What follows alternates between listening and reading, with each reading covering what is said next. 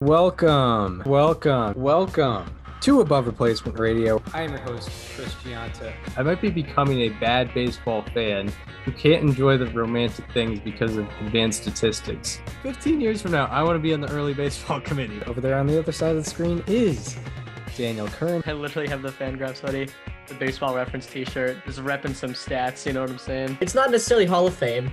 It's not necessarily above average, but we can guarantee you we are better than just the standard replacement level college sophomore.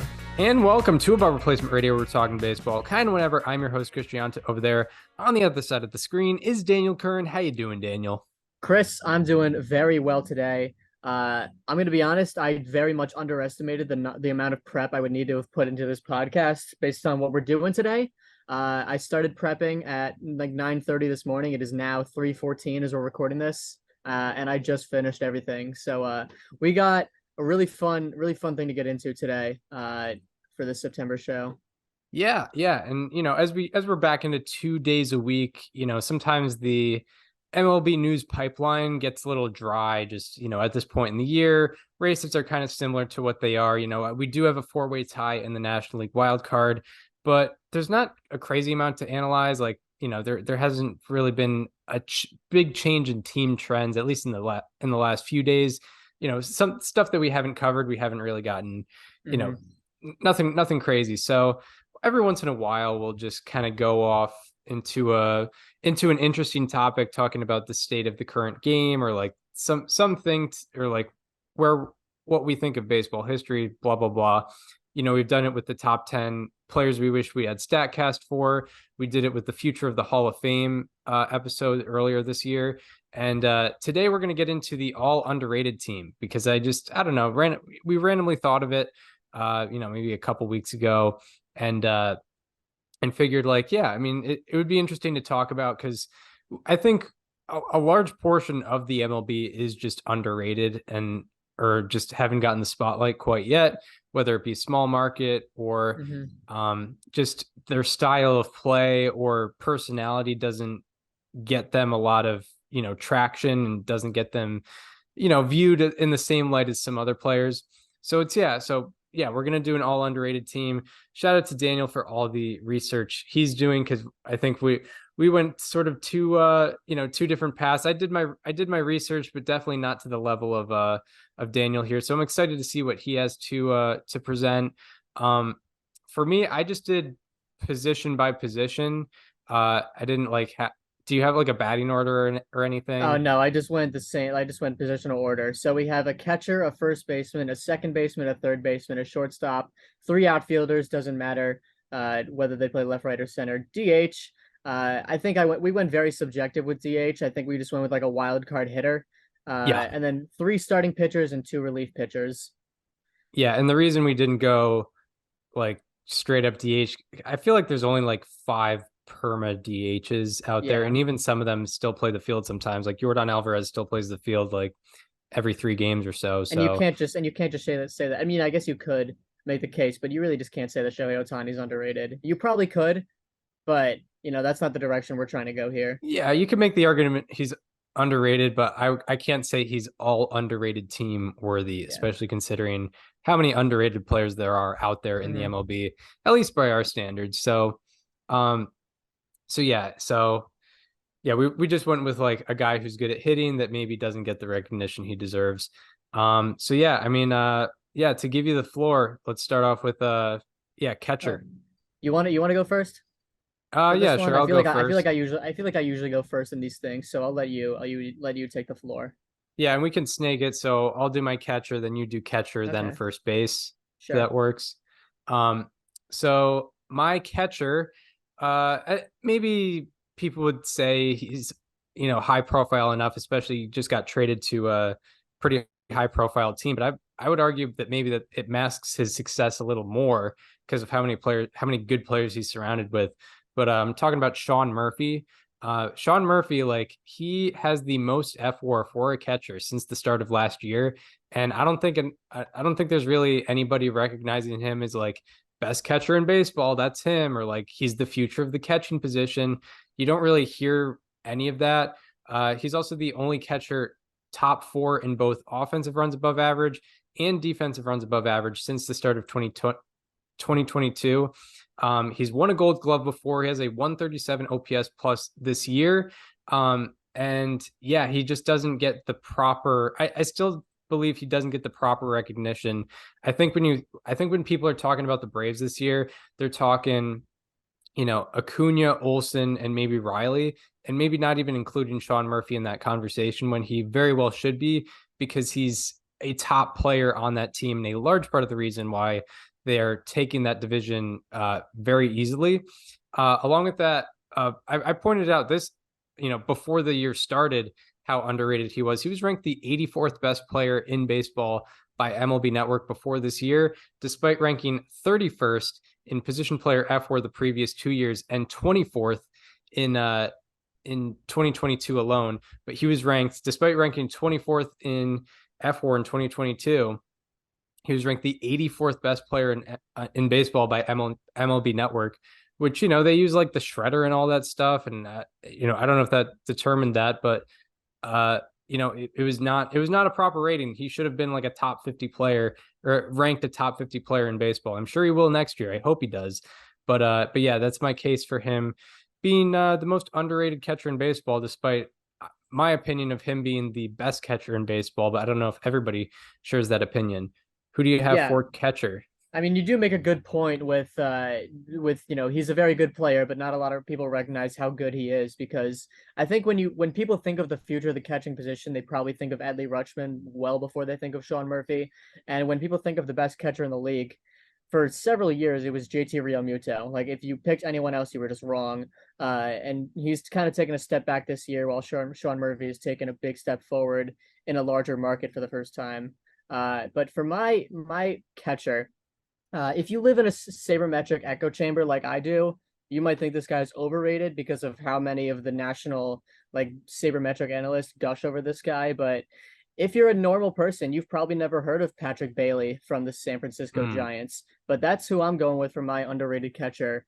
Despite having the 198th most innings played in the field this year, Patrick Bailey is tied for the most fielding run value in baseball with 16 runs above average. Let me say that again.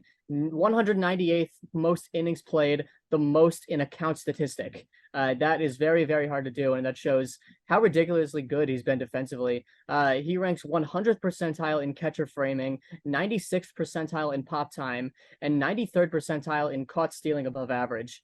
And one thing that I've really picked up on from looking at all of the catcher data that has been presented this year alone, it's very rare to find a catcher that's proficient in both framing and the stealing, or the throwing aspect of catching. But Patrick Bailey has been among the best in the game in both.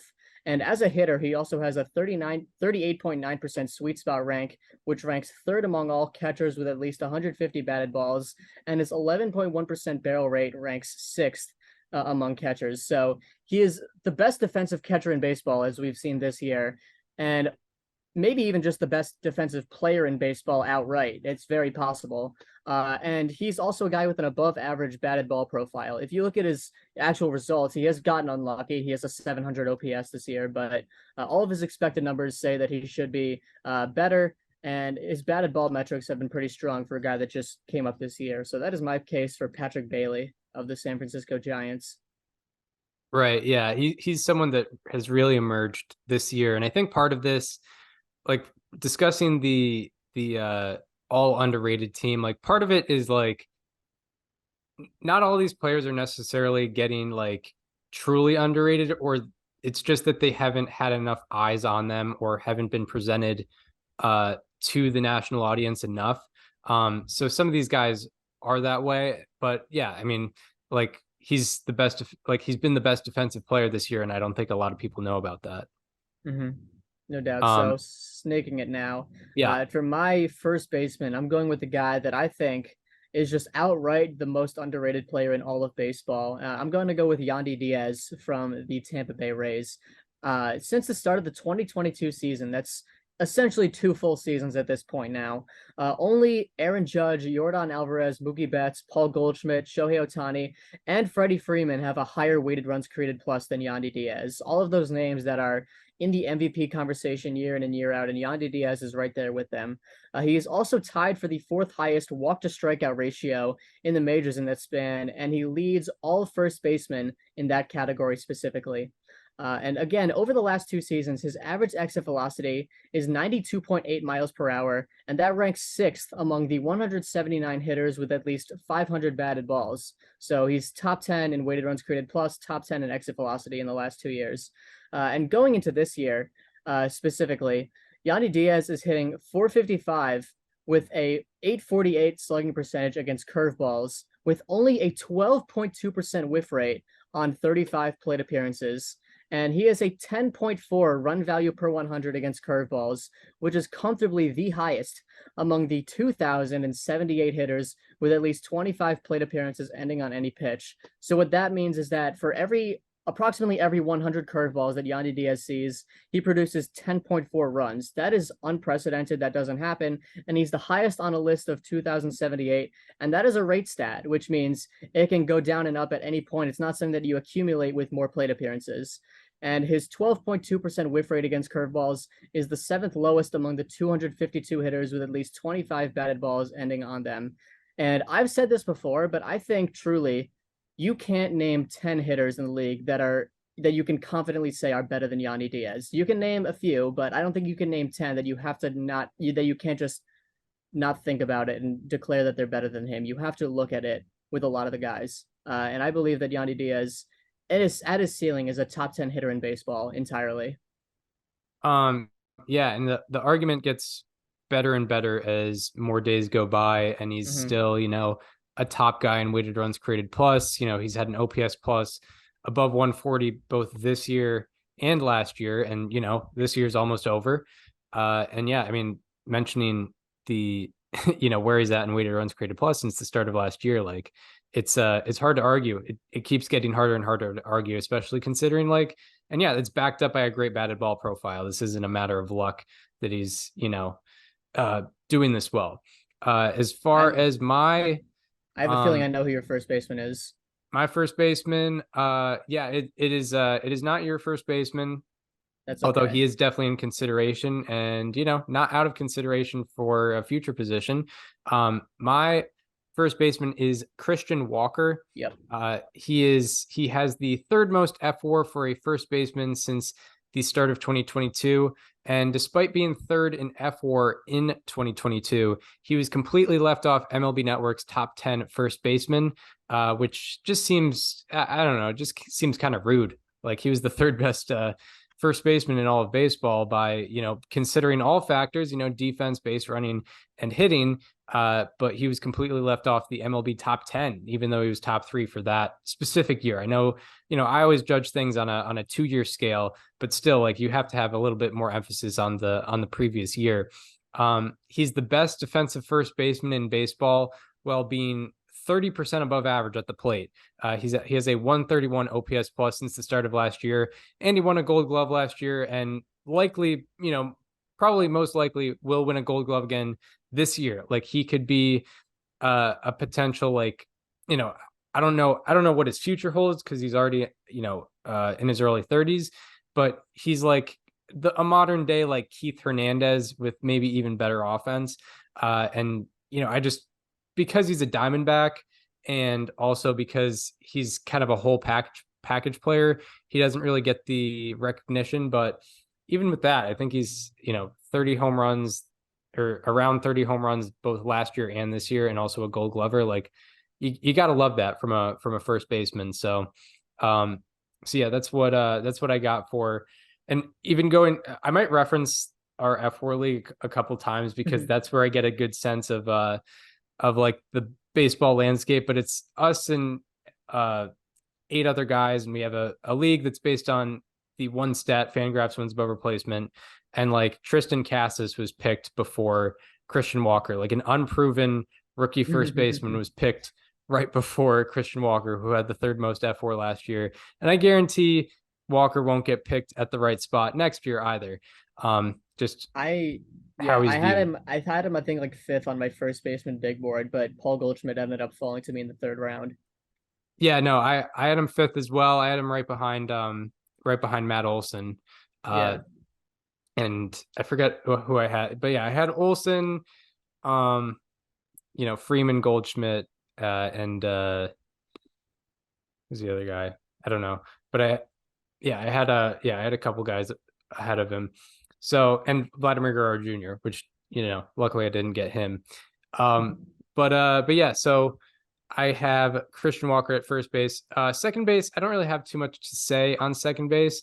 Uh, I and I don't think he's criminally underrated. He just doesn't get the recognition that necessarily the production he gives would garner. So I'm talking about Nico Horner for second base. He just has the archetype of the underrated player, where he's like a whole package guy.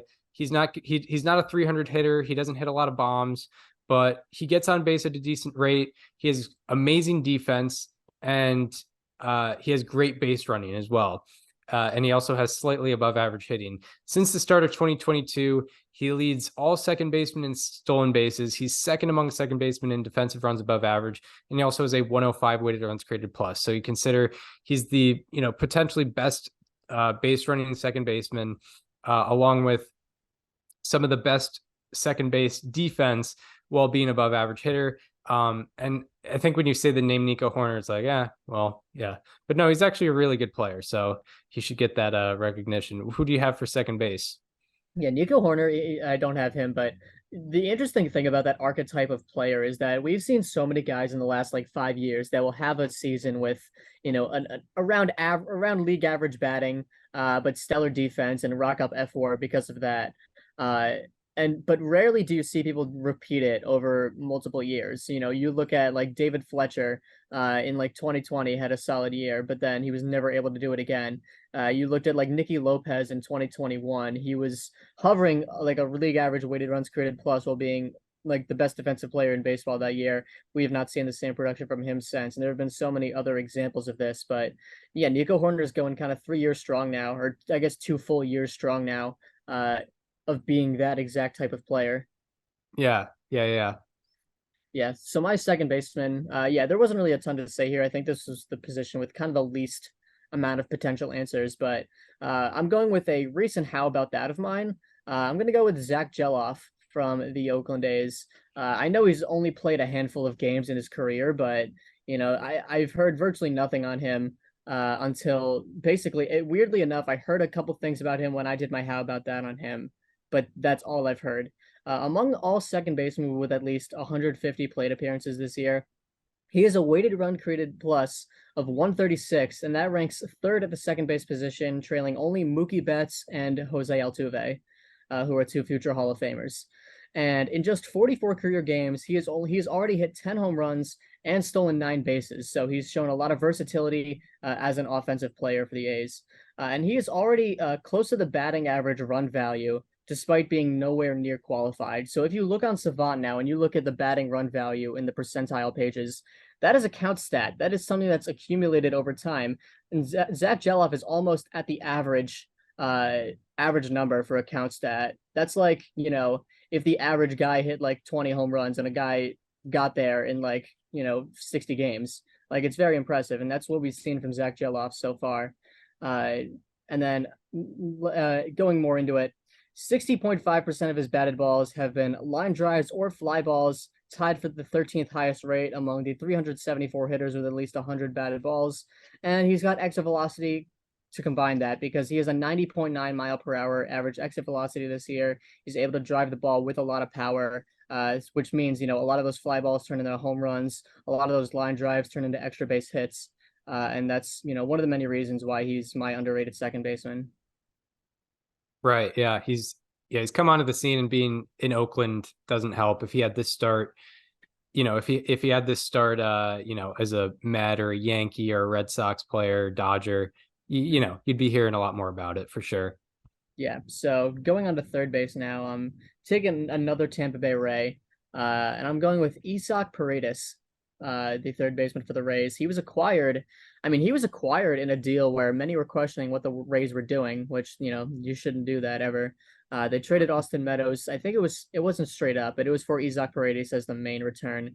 And he has a 136 weighted runs created plus in 2023. That is the 13th highest among all qualifiers, and it's the most among all third basemen. So, there are a lot of fantastic third basemen in the league with Machado, with Arenado, Riley, Devers, Bregman. The list goes on, Jose Ramirez. But Isaac Paredes is the number one in weighted runs created plus at the third base position this year. 52.2% of his batted balls have been pulled this year. That is the second highest rate among the 125 hitters with at least 300 batted balls. And when he pulls the ball, he is hitting 374 with a 931 slugging percentage. That is the fifth highest in Major League Baseball. He is also 86th percentile in whiff rate, 79th percentile in strikeout rate, and 60th percentile in walk rate.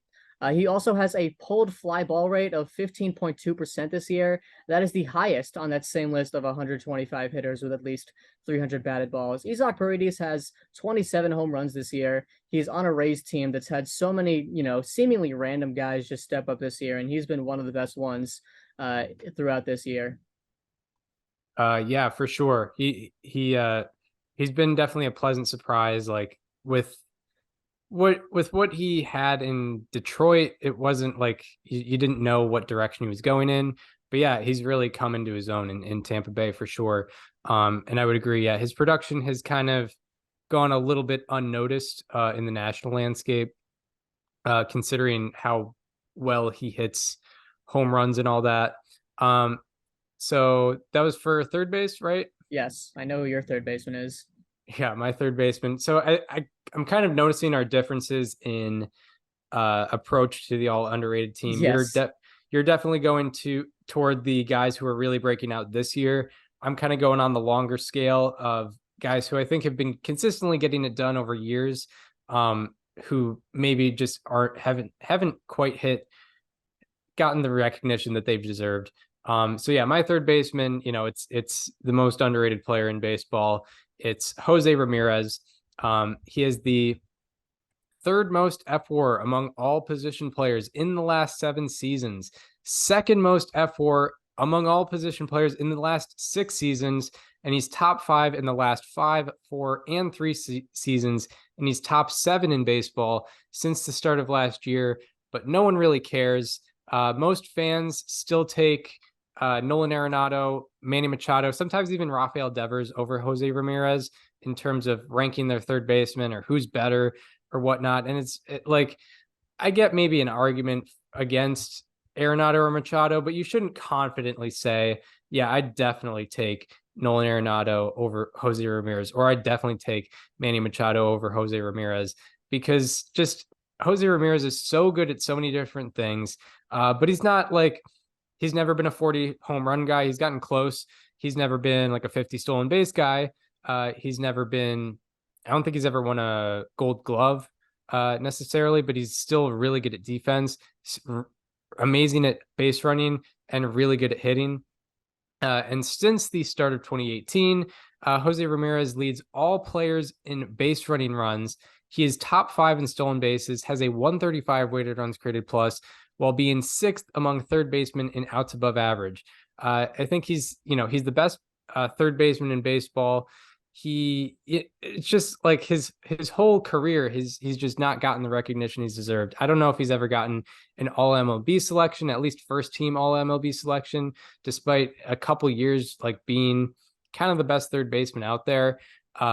And I know particularly like in 2021, he wasn't first or second team, despite how great he was. He was a 6-win player, 36 home runs, 27 stolen bases with good defense. And yeah, like it's just not enough people know about him, unfortunately. And it's not his fault. It's just part of it is playing in Cleveland. And part of it is, he's not really a flashy player. He doesn't hit he doesn't hit a ball 470 feet. He doesn't, have 99th percentile sprint speed. He doesn't, throw the ball across the field like Manny Machado. but he does some version of all those things, a modified version, and does them all. He plays all aspects of the game extremely well, and part of that, underrates him a little bit. So that's why I put Jose Ramirez as the most underrated third baseman in the league, arguably most underrated player in the league. When he retires eventually with the most WAR for a third baseman since Adrian Beltre, what do you think he debuts at on the Hall of Fame ballot? Yeah, I wouldn't be surprised. Like, I don't think I think maybe optimistically, I'm hoping that his greatness ages a little bit better.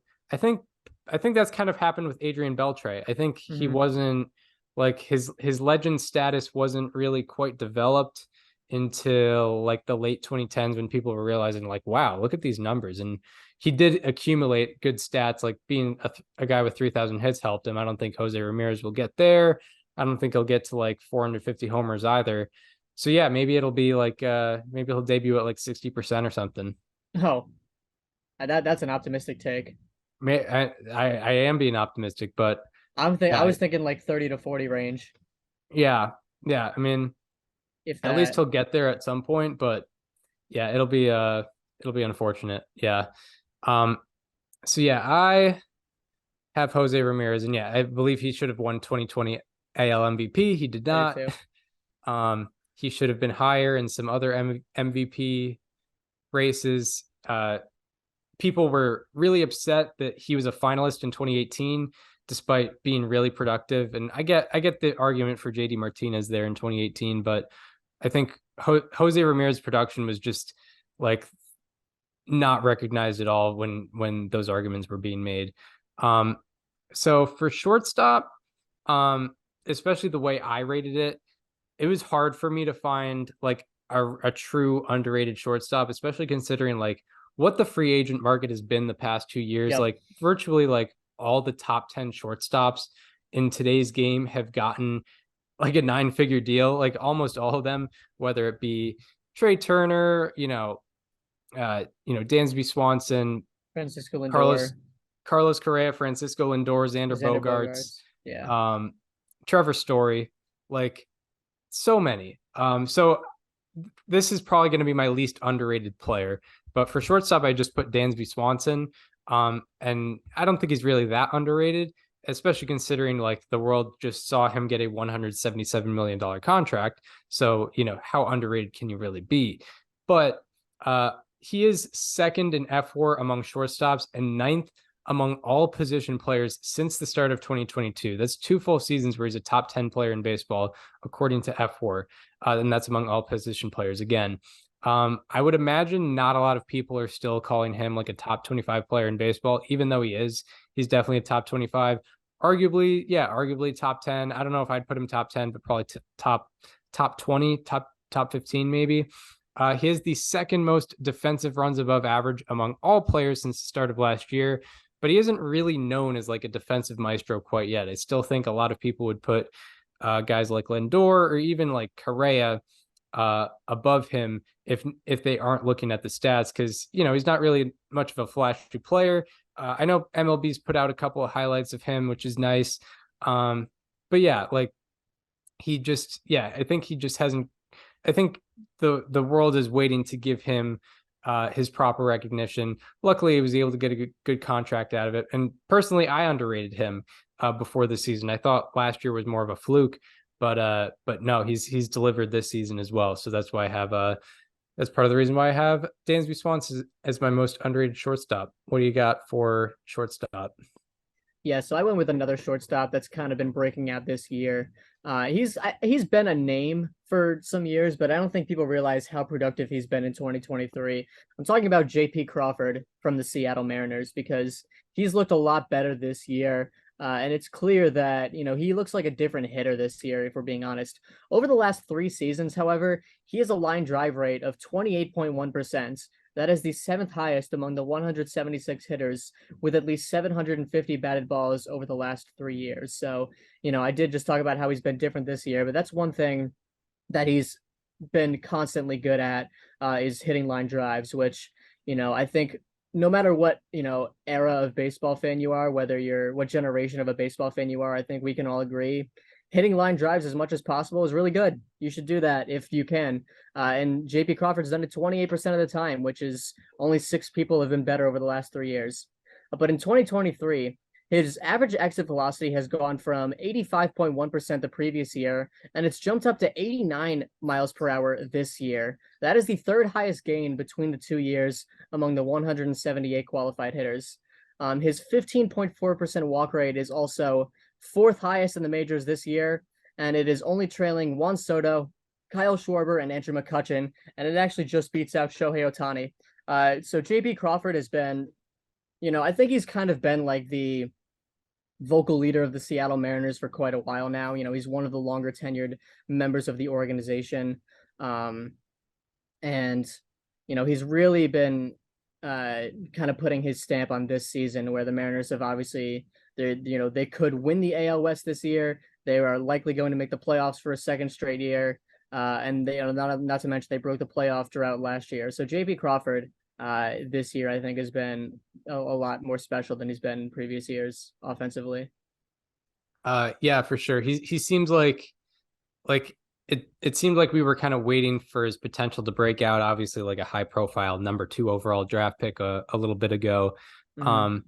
But now it seems like it's coming to fruition, and he's like, a potential, part of the present and maybe the future of Seattle. And like it seems like, oh, finally he's like a big part of this team now. No doubt. So then my first outfielder, we have 3. It doesn't matter if they play left, center, right. My first underrated outfielder, I did go, I think, kind of an underrated. I don't know if I went like in a certain order in terms of my outfielders by like most underrated or not. I kind of just went first guys that came to mind.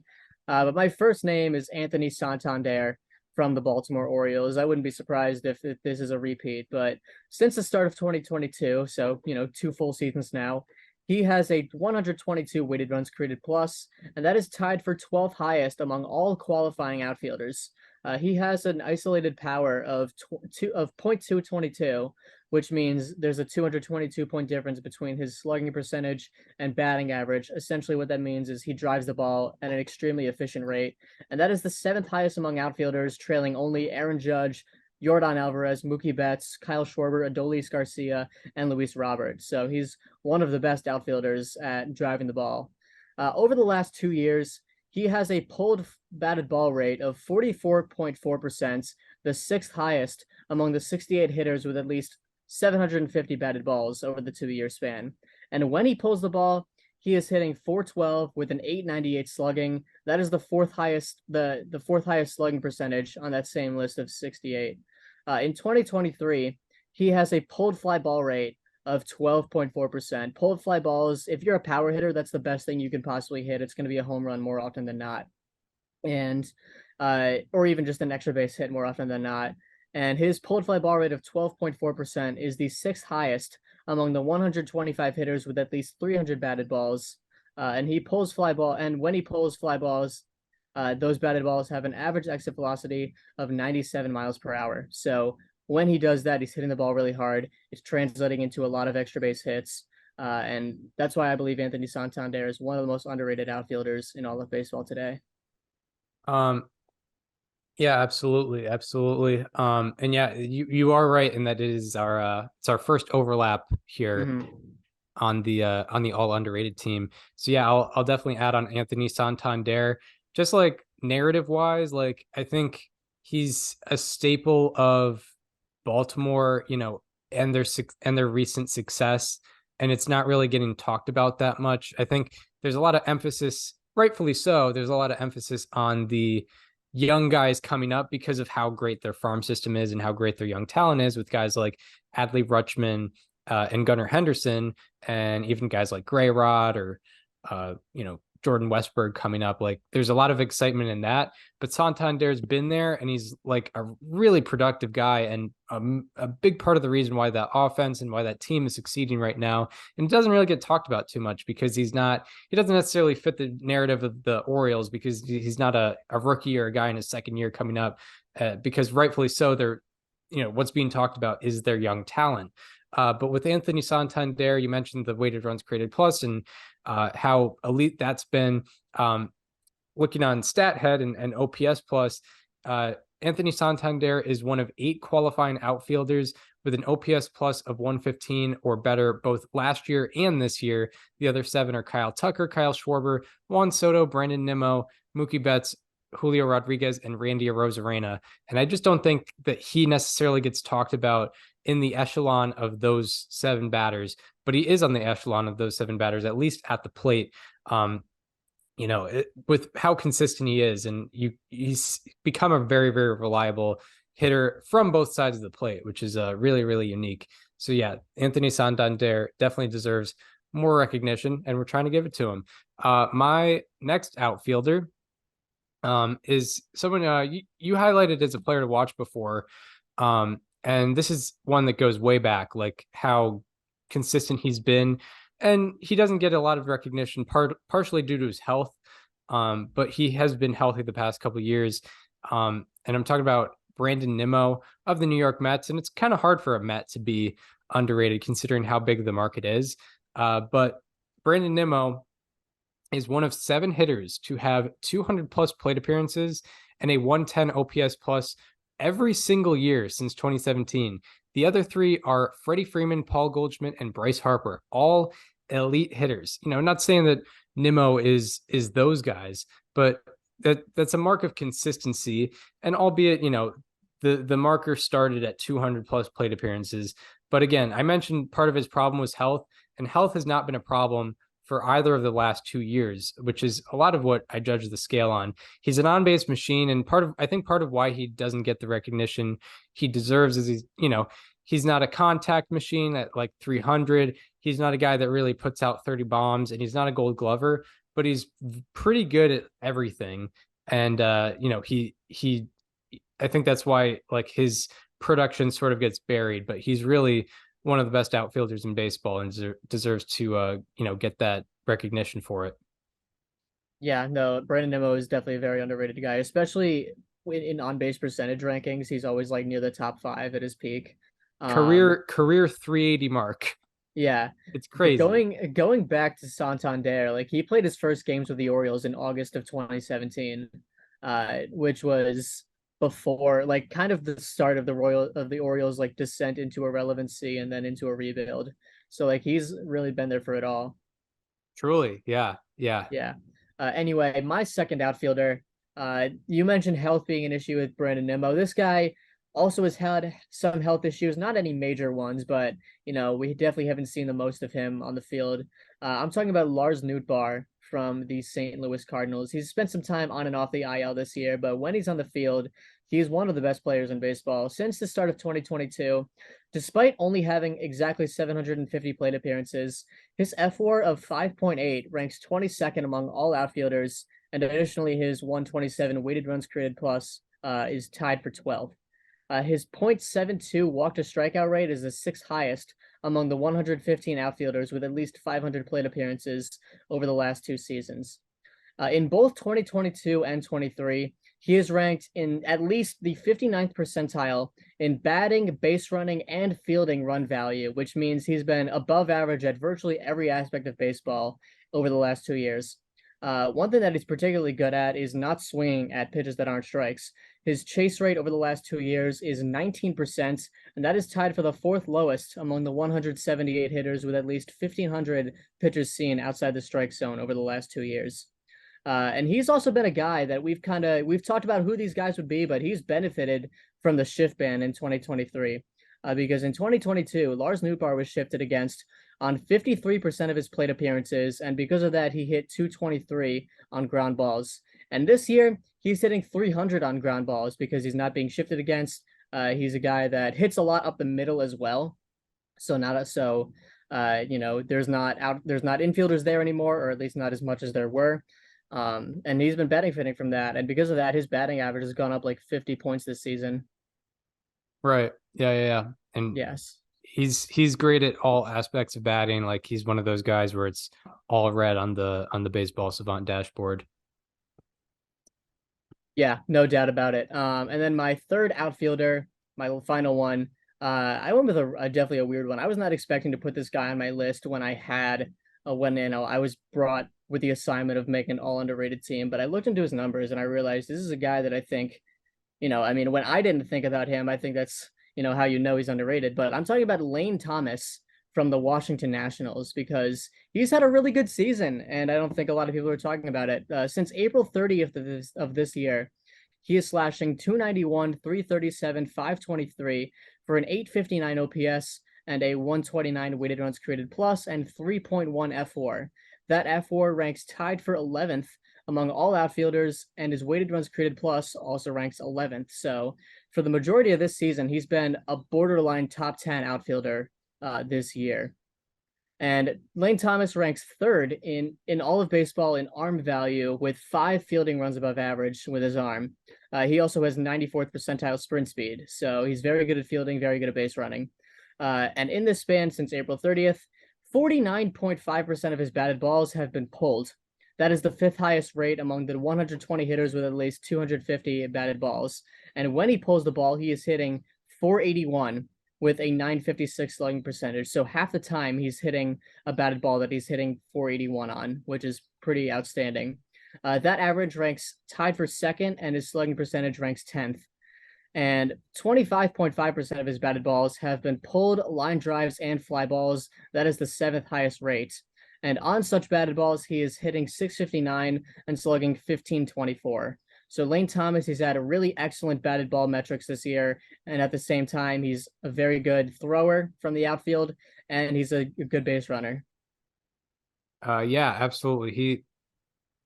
He's been productive all year, just under the radar. One of the reasons why the Nationals were able to like go on that weird stretch where they won like 2/3 of their games for a month. It was like they were just washing out potential playoff teams in series, which was weird. But I think that's done now. But we'll see more about the Nationals. They're very interesting because of players like Lane Thomas. My third outfielder, my first two were Anthony Santander and Brandon Nimmo. My third outfielder is kind of similar to Nimmo in that he's been consistent for a little bit, not at a star level, not like MVP vote getter level, but he's been at a solid level for a little bit, and people, I think, forget about him. But I'm talking about Ian Happ of the Chicago Cubs. He is one of 7 outfielders with an OPS plus of 113 or higher in a qualifying season in at least 3 of the last 4 years. The other 6 are Brandon Nimmo, Randy Arozarena, Mookie Betts, Kyle Tucker, Teoscar Hernandez, and Juan Soto. He's, consistently a good bat out of the outfield, consistently a good player. He's not really a defensive detriment. He's not a liability out there in the outfield. And he just he gets, I think he's 15th in outfielder F4 since the start of last year, and it probably goes back even further than that, where he's been good. And another guy who's good on both sides of the plate, and yeah, he's just consistently good. Like 3 of the last 4 years, he's having a qualifying season of a OPS plus of 113 or higher. That's very, very valuable. You're at least 13% above average with the bat. So yeah, that's why I got Ian Happ as my third outfielder. And then my designated hitter, I preluded this a little bit. He's your first baseman, and it's our second overlap. My DH is Yandy Diaz. As I think this was the stat you mentioned, but he is 7th in weighted runs created plus since the start of last year, behind Aaron Judge, Yordan Alvarez, Freddie Freeman, Mookie Betts, Shohei Ohtani, and Paul Goldschmidt. And Yandy Diaz is also right in front of Juan Soto, Ronald Acuna Jr., Corey Seager, Julio Rodriguez, Pete Alonso, Manny Machado, and Matt Olson. So he's sandwiched right in between some elite hitters, some guys we've known as elite hitters. And then there's Yandy Diaz, like with the Rays. And yeah, he's been doing amazing. He's hitting 322 this year with a 900 OPS. He's really, really productive with the bat. And I think partially because he's a Ray, and partially because we kind of didn't know him like this until maybe last year. We kind of knew him as like an average bat. I think, we're starting to get used to him being an elite hitter, but haven't quite yet. So yeah, I definitely agree with putting him on the list. I have him as my DH. Yeah, good stuff. Yandy Diaz deserves to be on there for sure. Yeah. So my DH, yeah, I went with kind of just strictly a guy that's a good offensive player. Didn't really like positions didn't really matter for me, but I'm going back to an old well for this one. I'm looking at MJ Melendez from the Kansas Mm. City Royals as my underrated DH hitter, whatever you want to call it. Yeah. Over the last month, he is slashing 323, 370, 603 for a 972 OPS and a 159 weighted runs created plus. And that weighted runs created plus ranks 22nd among all qualifiers. Now, I'm not just doing a how about that for the last month. I'm doing the fact that what we're seeing from MJ now, this is what should have been happening the whole time because he's been getting really unlucky this entire year, and luck is finally starting to shift his way a little bit. Melendez has a 393 slugging percentage this year, but a 433 expected slugging. 17.8% of MJ Melendez's batted balls in 2023 have been hard hit fly balls. The MLB average is 11.6, so he's been 6% above that. However, MJ Melendez is hitting 309 on hard hit fly balls and slugging only 1109. I know 1109 sounds like a massive slugging percentage. It's not. That average rank, so his 309 batting average ranks 10th lowest, and his slugging ranks 12th lowest among the 177 hitters with at least 250 batted balls. And this makes, according to expected batting average, MJ Melendez has been the 13th unluckiest hitter on hard hit fly balls, and he's been the 14th unluckiest according to expected slugging. He only has 13 home runs this year, but StatCast projects that he should have 17, which is the third unluckiest difference between expected home runs and actual home runs. And if you're wondering why this happens, it's because he's on the Kansas City Royals. 5 of the top 10 unluckiest hitters by expected home runs minus home runs are Royals players. Kauffman Stadium just keeps fly balls in the yard, and MJ's been a major victim of that this year. And he's been at the top of every batted ball leaderboard, whether it's exit velocity, expected slugging, barrel rate, and he just hasn't gotten the results. And a large part of that is the ballpark he plays in. Yeah, for sure. Like, yeah, Kaufman's kind of cursed in that sense. Yes. So now we move into pitching. We have 3 starting pitchers and 2 relief pitchers. For my first underrated starting pitcher, I know this guy is kind of in the Cy Young race this year, but I still think people don't realize how special he is. I'm talking about Justin Steele from the Chicago Cubs. He's been a bona fide ace for them this season in a year where Marcus Stroman went down with an injury. But Justin Steele, since the start of 2022, he has a 2.91 ERA and a 314 FIP. Both of them are top 7 among the 65 pitchers with at least 250 innings pitched. And the most impressive thing to me about Justin Steele is that he's established himself as an ace pitcher with essentially 2 pitches in his arsenal, because as a starting pitcher, you're pretty much expected to have 3 pitches to succeed at the very least. Steele has 2. He has thrown his 4-seamer 63% of the time and his slider 33% of the time. And the reason he is able to succeed with just 2 pitches is that both of them have elite movement. So Steele has a very unique 4-seamer that actually acts as a sinker. His fastball averages 21.7 inches of downward movement, which essentially means most fastballs aren't supposed to drop. His does. His downward movement is the second most among the 173 pitchers with at least 400 fastballs thrown. And because he's able to get his fastball to drop so much, he has a 48.1% ground ball rate on his 4-seamer, the 5th highest among the 89 pitchers with at least 100 batted balls against their 4-seam fastball. And his slider has some of the best horizontal movements in all of baseball. Justin Steele's slider averages 14.4 inches of glove side movements. That is the 5th most among the 78 pitchers with at least 400 sliders thrown. And thanks to that, his slider has a run value of 5 this year. So hitters are not hitting it very well. Steele's getting a lot of results on it, a lot of soft contact, a lot of whiffs. And that's because it moves so much to the glove side. So Justin Steele and his very good arsenal are in my number 1 slot for underrated starting pitchers. Yeah. Yeah. Steele, yeah, definitely. Like, yeah, he's coming on to the scene, and it wasn't even just this year. Like last year, he was very good before he got taken out with an injury. Shout out, probably my best player to watch performing this year. Shout out to myself for that. Not that it was Right. not that it was that hard of a pick. But yeah, Yeah, he definitely like should be picking up a little bit more steam. My yeah, my first starting pitcher, it might be weird to hear this name because he's been a name for like a decade. Um, but since the but you know, I think I think people like he's in the AL Cy Young race and people don't even really know it. But I'm talking about Sonny Gray. I think him being on the Twins does not really help either. But yeah, so Sonny Gray, since the second half of 2022 started, Sonny Gray ranks second in ERA and fifth in FIP among qualifying starters. And no one's really talking about him this year.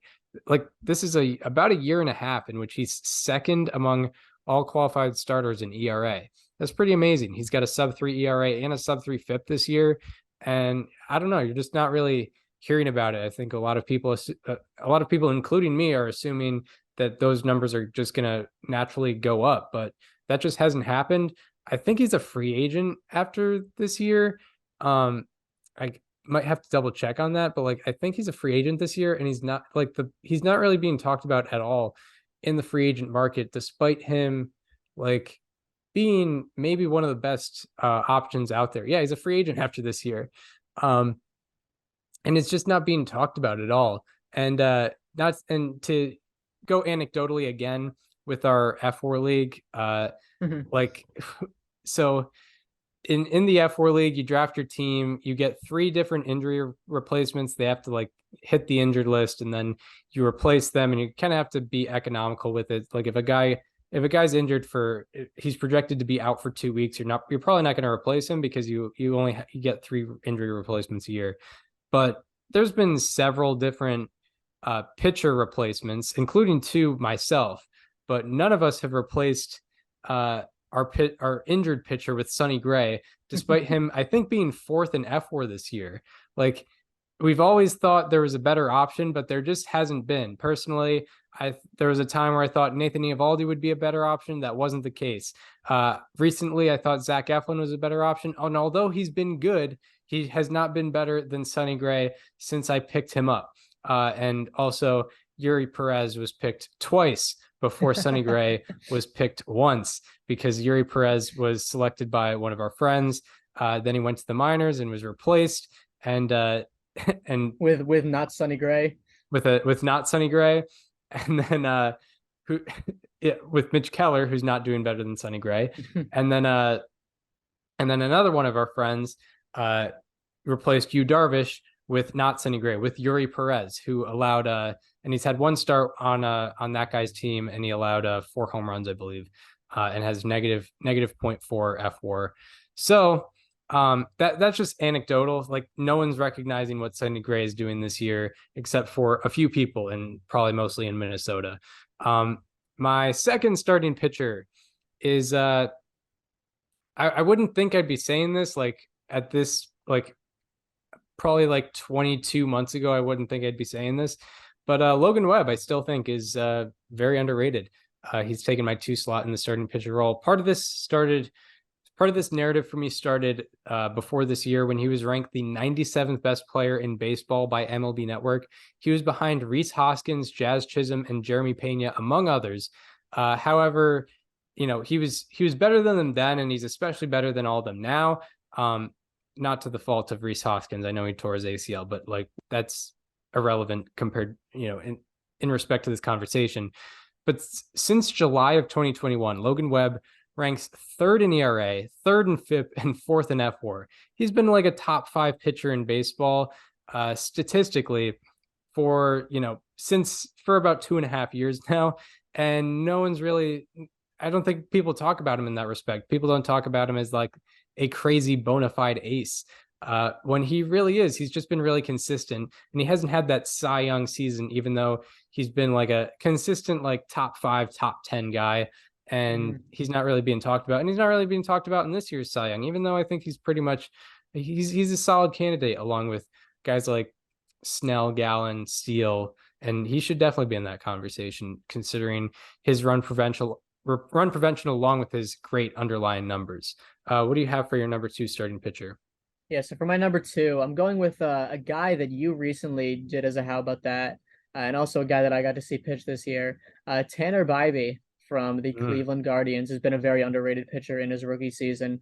This year, his overall pitching value is in the 92nd percentile, and his fastball, breaking ball, and off-speed run values are all in the 80th percentile or higher. We don't unfortunately have leaderboards for those percentiles yet, but I would imagine not many pitchers have all three in the 80s or higher. He has a 28.5% fly ball rate, but the average fly ball exit velocity for him against him is 90.5 miles per hour. That is the 15th lowest among pitchers with at least 250 batted balls against. And just for some perspective, across the entire league, hitters this year have hit 010 on 90-mile-per-hour fly balls and slugged 020, which means 2% of the time, or 1% of the time they're getting a hit, essentially. And that's been the average fly ball against Tanner Bybee, which has been excellent. Both his four-seamer and his slider have a run value of 8, which shows that he's had two specifically very effective pitches. And going into his slider specifically, 22.6% of his sliders have had 40 inches of drop and 10 inches of glove side movement, which means that it's moving in two different directions. And that ranks 22nd among the 167 pitchers with at least 250 sliders thrown this year. So Tanner Bybee, he's done a lot of excellent things on the mound. He's a lot of very good options for him, and all of them have been working. And he's also getting a lot of soft contact. My third starting pitcher, I'm going back to an old well, and I'm staying in Cleveland. I'm talking about Tristan McKenzie, who was my 2023 American League Cy Young pick. And unfortunately, as soon as I made that pick, he got injured, and he's just never been healthy this year, which sucks. But, I still stand by everything that I said about him in March, because from July 1st through the end of 2022, he made 17 starts and had a 2.19 ERA and a 2.71 FIP. He tied with Shohei Ohtani for the highest F4 in the American League throughout that span.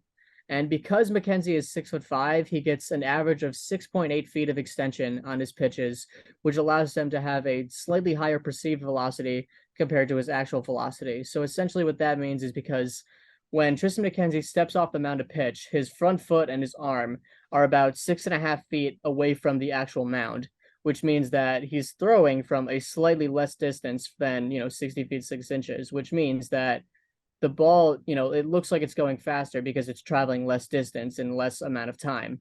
And he's able to do that because he's 6'5". He gets off the mound very far. And that's something that helps him a lot. And it helps a lot of different pitchers, especially, taller guys. Before July of 2022, McKenzie had an average exit velocity of 90.6 miles per hour on all of his pitches. And from July on, it moved down to 88.5 miles per hour. And specifically on fly balls, his average exit velo went from 94.2% from April to June to 92.3 miles per hour from July on. And thanks to this, his home run to fly ball ratio went from 19.5% before the span to just 11.3% in this span. So Tristan McKenzie, we saw him for half of the year last year as the best pitcher in the American League by F4 standards. I think a lot of people forgot about him this year because of his injury. And even then, I think a lot of people kind of discredited him last year. He wasn't the ace of that rotation because Shane Bieber was there. I think when he comes back next year, he's going to be expected to be the number one pitcher in that Cleveland rotation. Yeah, absolutely. And going back to Bybee, he's I feel like people forget he's like a rookie, and he wasn't, a top prospect coming up. He wasn't like anybody's rookie of the year picks, understandably so, because he was a relative unknown. But I think when people are talking about the rookie of the year conversation, it's like, oh, it's obviously Gunnar Henderson and maybe like Josh Young and Casas will also get their votes. But like Tanner Bybee is very well in that conversation. And, some things can change in a month. Like he could take that award if he does well enough, and maybe, one or two candidates fall off a little bit. And he's just been kind of flying under. Not, partially, he doesn't have the craziest stuff. It's just like he's getting guys out with a lot of innings, good workload, but just not doing it in the flashiest way possible. My third starting pitcher, he's been moved a couple of times in the past few years, so he's gotten some headlines, but he's just been very consistent even before he started getting really good.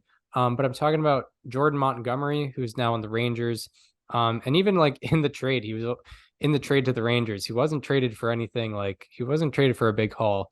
Granted, he's a 2-month rental, but he's still like maybe could have gotten the Cardinals could have gotten maybe a little bit more for him. But anyway, Jordan Montgomery is one of 6 pitchers with 150 inning seasons with sub 4 ERAs and FIPS in each of the last 3 years. So that's 2021, 2022, 2021, 2022, and 2023, back to back to back, 150 innings, sub 4 ERA, sub 4 FIP. The other 5 to do that are Kevin Gausman, Garrett Cole, Luis Castillo, Corbin Burns, and Zach Wheeler, who are all known as bona fide aces, to be, to be frank there. Whereas Jordan Montgomery, you think like, oh, he's a good 2 option. He's a good, maybe he's a good middle of the rotation option. But no, he's a really good pitcher, and he's only improved since 2021. I think he got some recognition when he was performing great with the Cardinals right after that trade, but because the Cardinals were a little worse this year, and there were more high profile guys on the trade market this year, he didn't necessarily get a lot of that recognition. But he was one of the best players to be dealt at the deadline, and it wasn't really talked about very much. So I have Jordan Montgomery as my 3rd starting pitcher on the All-Underrated team. My rotation is Sonny Gray, Logan Webb, and Jordan Montgomery. My relief pitcher, and my first relief pitcher, actually on the hometown team, I'm talking about Chris Martin. I only really have one note on him, but since the start of last year, he's had a 2.24 ERA and a 2.40 FIP. Those are really elite numbers. In fact, he's the 7th best FIP among all qualifying relievers since the start of last year. When the Red Sox signed him, it kind of went under the radar. Understandably so. He had a much higher ERA than his FIP. So if you looked at like his 3 ERA, it was like, whatever. But no, he's like, it's evened out, and it's shown this year. He has a 1.22 ERA this year. And partially because he's not a closer, it doesn't really get talked about that much, but he's been a crucial part of why the Red Sox have been able to stay afloat. And part of the reason why their bullpen isn't necessarily in shambles. So yeah, like Chris Martin is definitely an underrated guy and has been for a couple of years now. Yeah, so getting into my first reliever, again, my rotation was Justin Steele, Tanner Bybee, Tristan McKenzie. My first reliever is Brian Abreu from the Houston Astros. He's never been the closer of that team since he came up in 2022, or at least he established himself in 2022 because Ryan Presley has been there. But I would argue he's been the Astros' best reliever over that time. Over the last 2 seasons, Brian Abreu has a 1.99 ERA, a 2.67 FIP, and a 309 slugging percentage, a 309 expected slugging percentage. That ERA ranks 6th among all relievers. His FIP ranks 17th, and his expected slugging ranks 15th lowest among the 342 pitchers with at least 250 batted balls. His slider has been one of the most dominant pitches in all of baseball over this span. Between 2022 and 23, opponents are hitting 164 and slugging 262 against his slider. That average ranks 9th lowest. Slugging percentage ranks 7th lowest among the 78 pitchers with at least 750 sliders thrown. His slider also has a 47.6% whiff rate over that 2-year span. That is the 5th highest among the 71 pitchers with at least 400 swings against their slider. So Brian Abreu, he's been one of the best relievers in baseball for the Astros. He is one of the most wipeout, devastating sliders in the game. And I feel like he just hasn't really gotten that recognition. He was also one of the guys, I believe, that came in relief to pitch in the no-hitter in the World Series. So, I think people kind of forget about that. And then my final reliever to round out my all-underrated team is Ryan Walker from the San Francisco Giants. My list started with a Giant. It's ending with a Giant. In 2023, Ryan Walker has a 2.16 ERA and a 3.14 FIP in exactly 50 innings pitched. He ranks top 2 percentile in expected batting average, average exit velocity, barrel rate, and hard hit rate. He has a sinker and a slider that he throws at a near identical rate. I believe it's 50.4% and 49.6% between the two. Both of them have an expected batting average below 215 and an expected slugging percentage below 315. His slider has a fly ball rate of 37.5 miles per hour, the 12th highest among the 131 pitchers with at least 50 batted balls against their slider. And the average exit velocity on fly balls against his slider is 90.5 miles per hour. Like I mentioned earlier with Tanner Bybee, they're not going to get a lot of results on 90-mile-per-hour fly balls. His sinker, on the other hand, it's a sinker, so it has a 55% ground ball rate, which is, believe it or not, kind of around the league average. But the average exit velocity for ground balls against his sinker is 79.4 miles per hour this year. That is the fourth lowest among the 140 pitchers with at least 50 batted balls against their sinker. So Ryan Walker has looked excellent this year for the Giants. Really good batted ball metrics, good even two-pitch mix. And yeah, he's been one of the reasons that the Giants are in contention right now.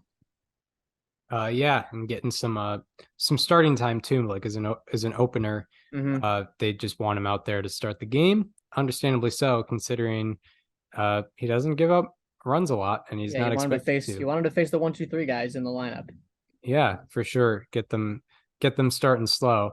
My ending is not really a grand finale. Don't have too much on him, but I think the one stat I do have is like kind of eye-opening. Like you just wouldn't pick this guy for this stat if I gave you like 5 guesses.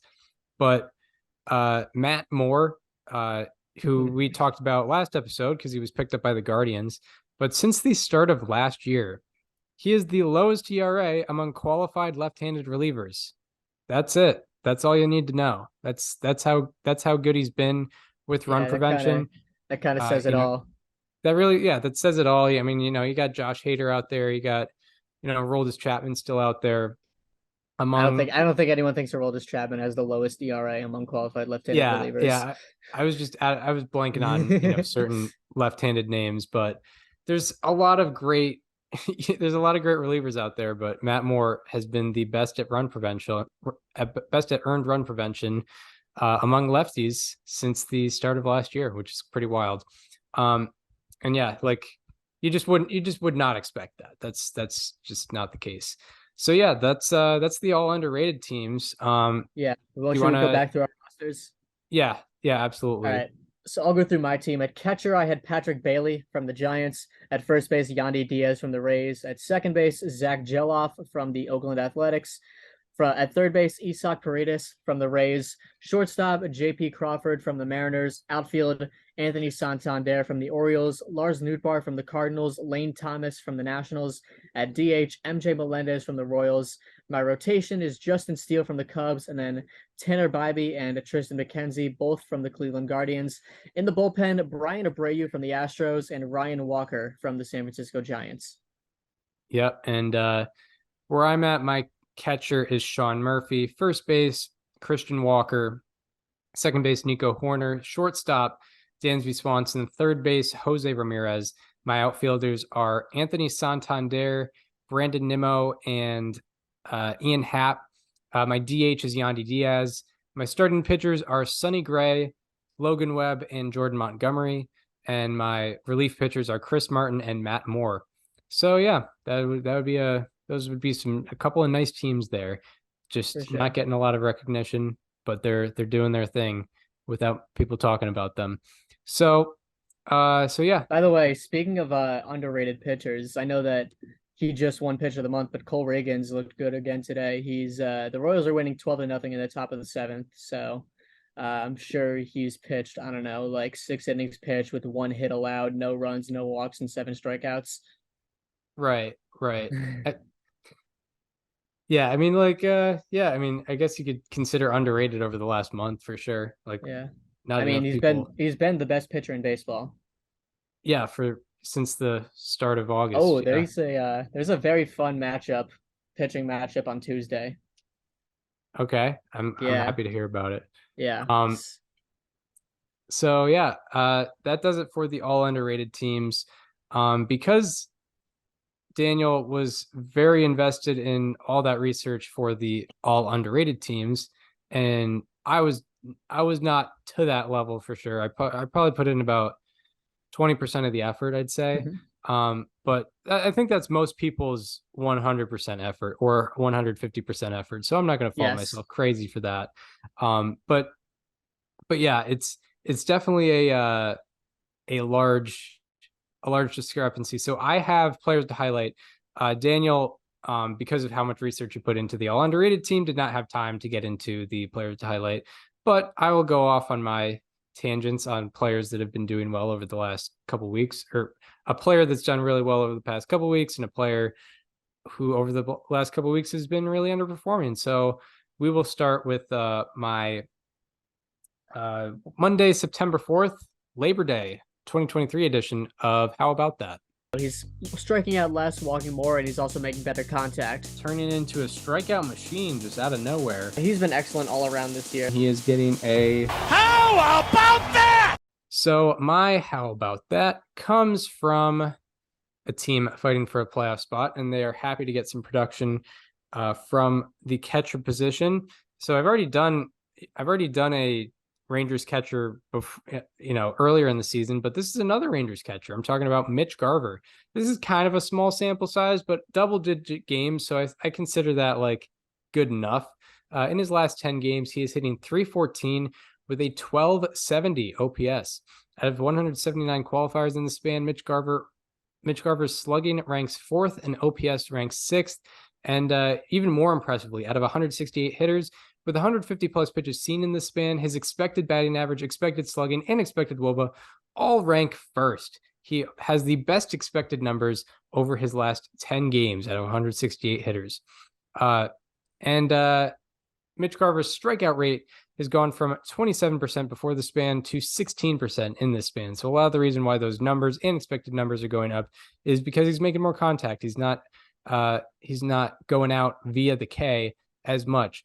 Along with that, he's seeing the ball better. His walk rate has gone from 11% before the span to 16% in the span. He is walking and striking out at the exact same rate, which is a great recipe for success.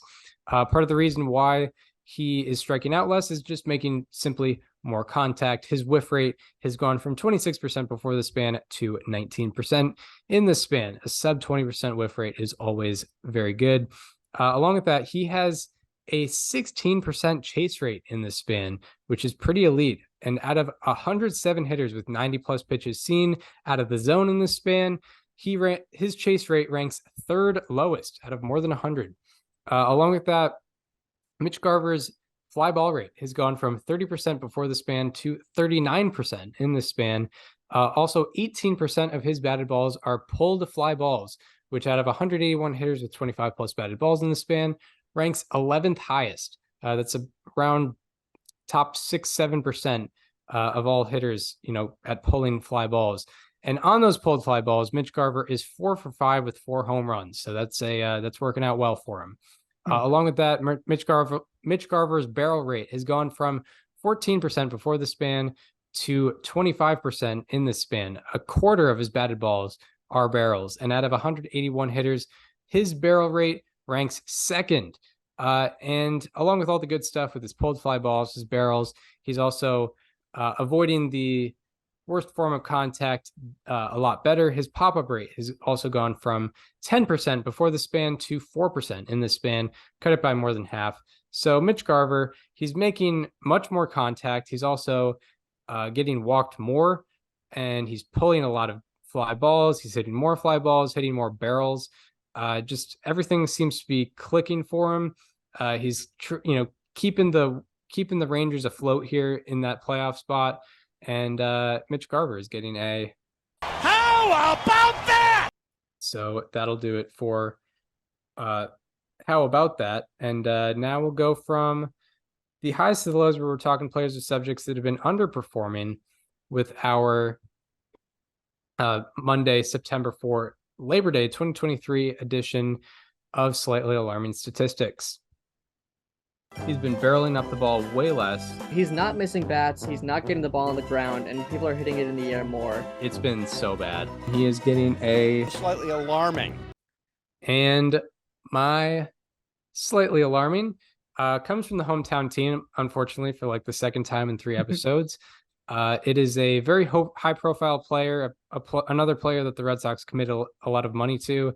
And part of this isn't necessarily all his fault. He is coming off an injury, but you hope that this is not how the contract is going to go, because there is 4 more years after this. But I'm talking about Trevor Story. In his last 16 games, he is hitting 121 with a 356 OPS. That is pretty rough. And out of 173 qualifiers in the span, Trevor Story's slugging is third lowest, and his average on-base percentage and OPS are all the lowest in baseball. Out of 122 hitters with 250 plus pitches seen in the span, Story's expected batting average is sixth lowest, expected slugging ranks seventh lowest, and his expected WOBA ranks third lowest. Trevor Story also has a 35% strikeout rate to a 4% walk rate. That's a 31% strikeout minus walk rate as a hitter. Really, really bad. Out of 173 qualifiers, Trevor Story's strikeout rate is 12th highest, and his walk to strikeout ratio is 10th highest. You do not want to be at the highest rate of those statistics. And particularly, he's struggling with two strikes. It would kind of make sense considering he, is striking out a whole bunch, but he's specifically struggling with two strikes. With two strikes, he has a 32% called strike and whiff rate, and he has a 40% whiff rate on two strikes. Out of 81 hitters with 50 plus swings with two strikes, his whiff rate with two strikes is third highest. And out of 234 hitters with 50 plus pitches seen with two strikes, his called strike and whiff rate with two strikes is the fourth highest out of 234. That is top 2% right there. And on all counts, Trevor Story is struggling against breaking balls. As I got to move my laptop over. Against breaking balls in all counts, Trevor Story is 1 for 27 with no extra base hits and a 42% whiff rate, which results in 0.37 batting average, 0.37 slugging on breaking balls with a 42% whiff rate. Out of 107 hitters with 20 plus plate appearances ending on breaking balls, Trevor Story's average and slugging against them are the worst, and his expected batting average and expected slugging against them are second and third worst, respectively. So, he's really struggling to just put the bat on the ball, struggling with two strikes, struggling against breaking balls. And, as a Red Sox fan, I'm really hoping it recorrects, especially by the time next season comes around. I hope he can end the season a little bit better. But yeah, it's a point of concern for sure that Red Sox fans may have. And Trevor Story is getting Trevor Story is getting a Slightly alarming. All right, so that does it for players to highlight for the episode. Now a little bit of a preview of the week ahead. A lot of today's games have started already as it's Labor Day and there's a lot of afternoon games, and we started here in the afternoon. But as far as series to watch go, you have there's a good amount of series. Some have started already today. We have Giants, Cubs. The Giants were part of that four-way tie for the last spot in the National League wildcard race. The Cubs were securely in the fifth seed of the National League playoff picture. So both teams are trying to, advance in their position, advance their odds in the playoffs. And the Cubs won today, and that is looking to be a 3-game series, it looks like, between the Cubs and the Giants. Yes, indeed. Along with that, we have Mariners, Reds, and they're not in the same league, but they're both fighting for their respective playoff spots. Mariners are fighting for the the division title in the American League West.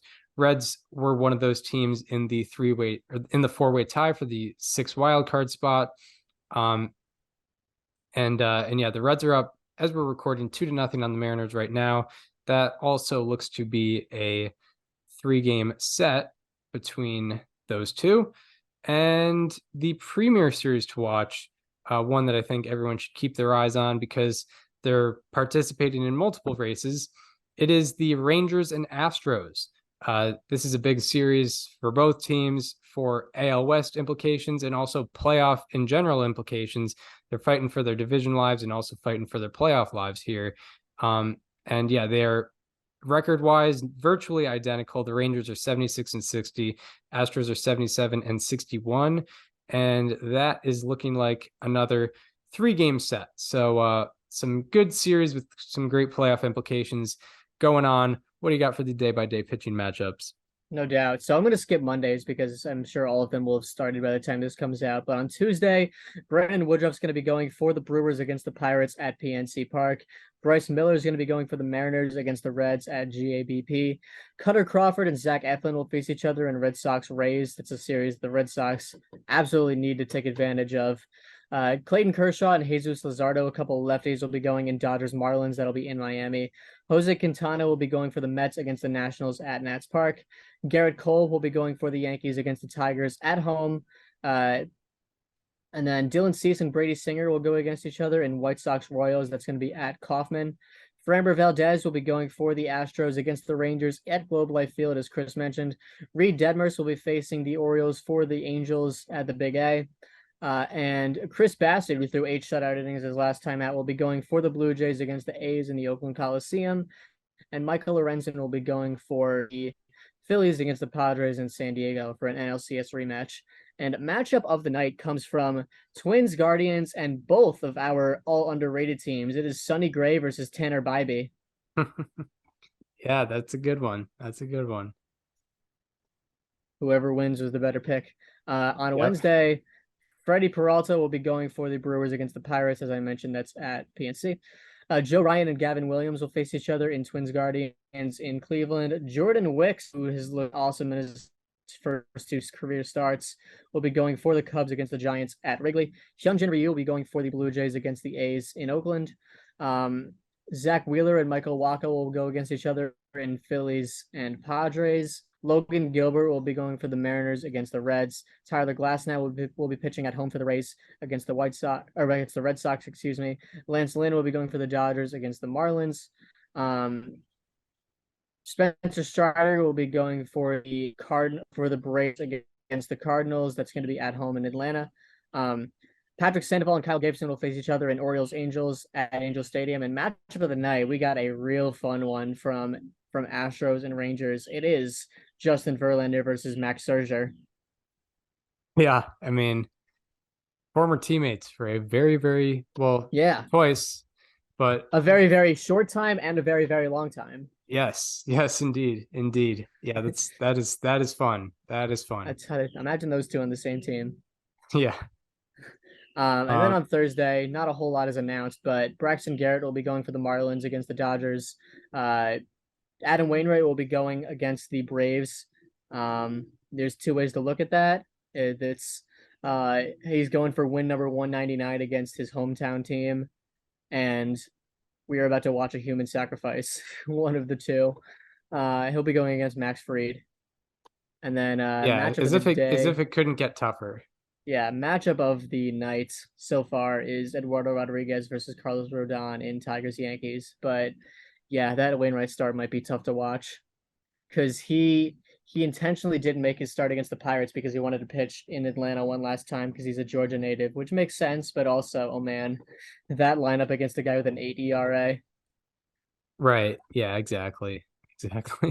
I stand by my claim that I think the Cardinals should pick a game that they're winning by a lot after 5 and just throw them out there for 1 out so we can get the win. Yeah. Get him to 200 wins. I know that's not how he wants it, but I mean, the way he's been pitching, man. Yeah, if you want the 200, I mean that seems like the best option. It's literally the hydrogen bomb versus coughing baby meme. Right. Yeah. There's no better example. All right. So yeah, that does it for this installment of Above Replacement Radio. We hope you enjoyed this one. We know we did. This was this definitely a different episode. And yeah, it was fun to prepare, fun to hear both sides of where we're at and what we think about, the underrated spectrum of baseball for sure. And hearing, new information about players that I probably wasn't thinking about before. So yeah, that does it for this installment. And we hope you enjoyed this one. If you are listening on Apple Podcasts and want to watch the conversation as it happens, go to the YouTube channel, subscribe to the YouTube channel, interact, comment, and all that stuff. If you've watched a YouTube video, you know how the algorithm works and and all that. But yeah, watch our shorts, watch our playlists, guest interviews, most recently with Red Sox beat writer Chris Cotillo, if you're into that. And the baseball history series, of course, which is timeless. Yeah, it's always good to listen to that. And hear us without microphones for a lot of that, but you know, it got better over time. But yeah. If you want to follow us on social media, follow me on Twitter at Chris_Gianta. Follow Daniel on both Twitter and Instagram at Daniel_Curran, and follow the show Instagram at Above Replacement Radio for all the show needs. And we hope you enjoyed this one. We hope to see you next time, where we will be talking all the happenings in Major League Baseball once again. See you then. This conversation is over.